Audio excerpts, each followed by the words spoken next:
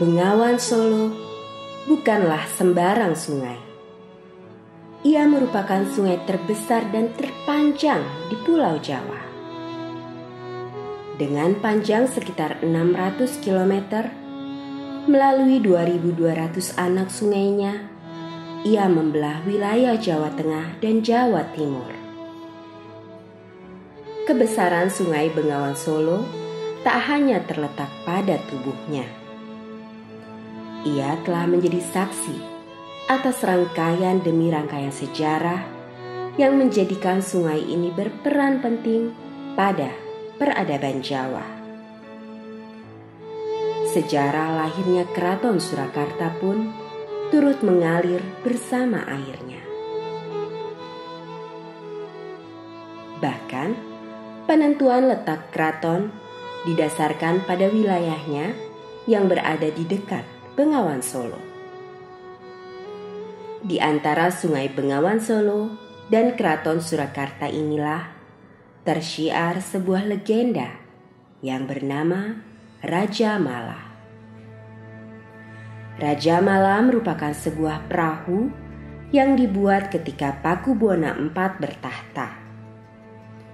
Hal itu merupakan respon atas pemberian Gubernur Jenderal Willem Daendels berupa perahu yang di ujungnya terdapat cantik atau hiasan berupa perempuan Belanda kepada Pakubuwana IV.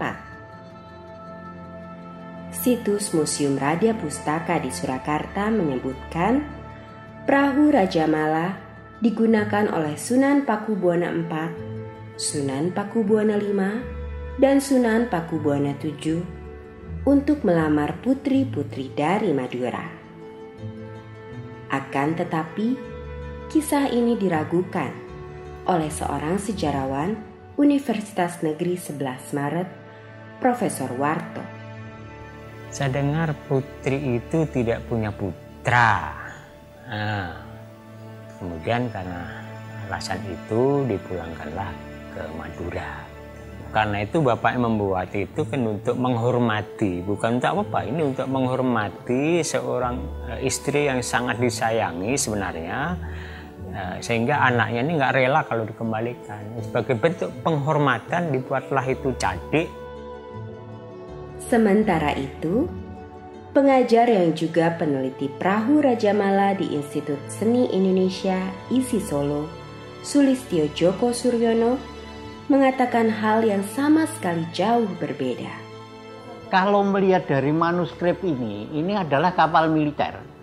Ya, kapal militer. Saya percaya itu ada gudang senjatanya kok, bukan kapal transport. Bentuk kapal dalam babat itu lebar. Ini 7 meter, 7 meter. Kemudian panjangnya 71 meter. Jadi di situ ada cantik Rajamala yang seperti di keraton di Museum Radia Pustaka. Kemudian ada meriam 6, kemudian bedil, kemudian pistol, kemudian tempat pentas gamelan, kemudian pengikut raja dan residen. Kemudian di situ ada tempat berhias panti singset, kemudian ada lagi tempat tidur, kemudian gudang senjata. Nah, terakhir adalah jamban. Nah, itu ruangnya itu.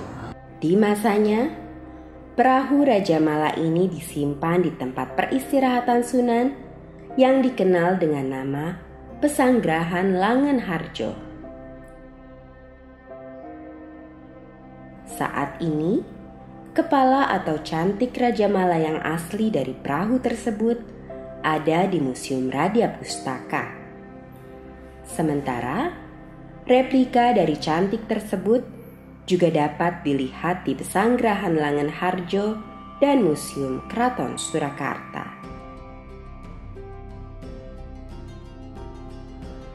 Namun, ada pendapat yang menyatakan bahwa cantik di Museum Keraton Surakarta ini bukan merupakan replika, melainkan cantik asli dari Raja Mala yang dibuat di masa Pakubuwana VII.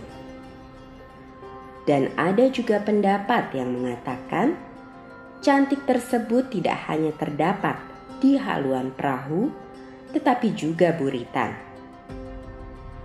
Pada tahun 2014, replika seluruh perahu Raja Mala ini dibuat oleh Djoko Sulistyo dan hingga kini dipamerkan di Museum Radya Pustaka.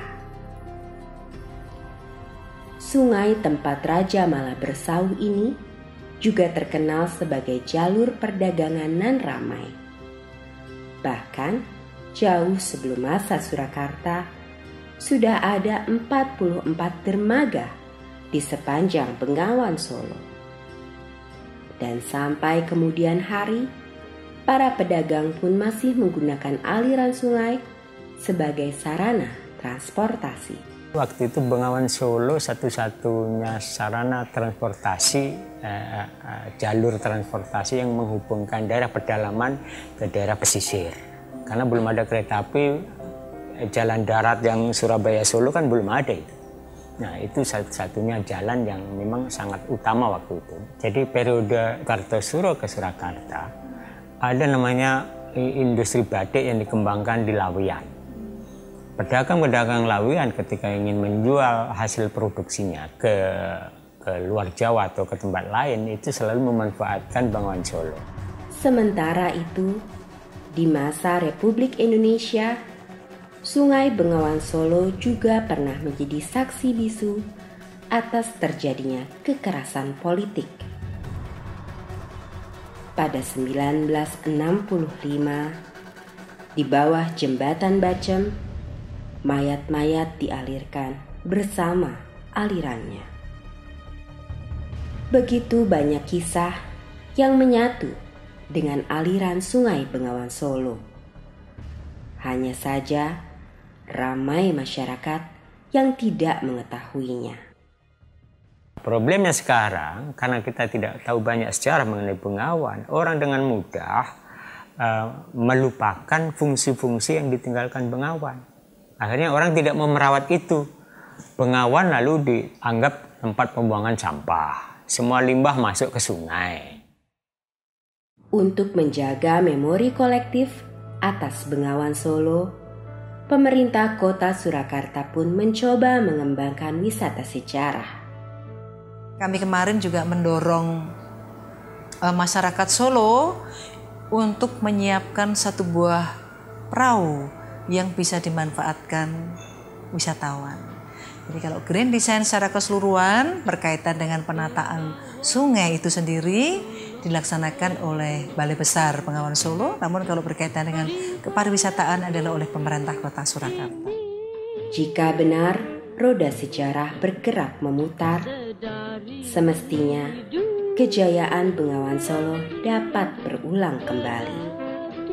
Karena pada alirannya lah nadi peradaban Jawa berdenyut. Di musim kemarau tak berapa ilmu, di musim hujan air meluap sampai jauh.